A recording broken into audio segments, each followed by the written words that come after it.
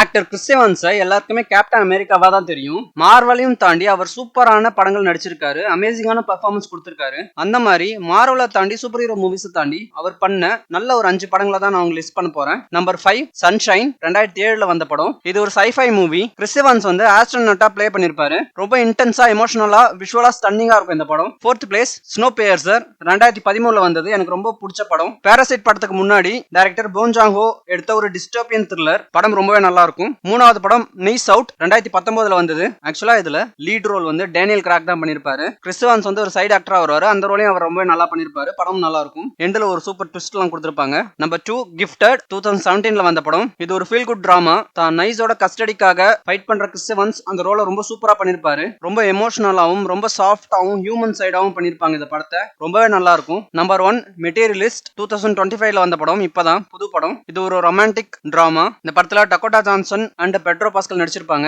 ஒரு ஸ்ட்ரகிளிங் ஆக்டரா லவ்வுக்கும் ஆம்பிஷனுக்கும் இடையில மாட்டிக்கிட்டு கிறிஸ் எவன்ஸ் எப்படி அடுத்த லெவலுக்கு போறாருங்கிறதா இந்த படம். அந்த ரோல ரொம்ப சூப்பரா பண்ணிருப்பாரு. இந்த 5 படங்களுமே வேற வேற ஜானர். கேப்டன் அமெரிக்காவை தாண்டி கிறிஸ் எவன்ஸ் இந்த மாதிரி நல்ல படங்கள் பண்ணிருக்காரு. இந்த படங்களை நீங்க ஏதாவது மிஸ் பண்ணிருந்தீங்கன்னா கண்டிப்பா ட்ரை பண்ணுங்க. சூப்பரா இருக்கும்.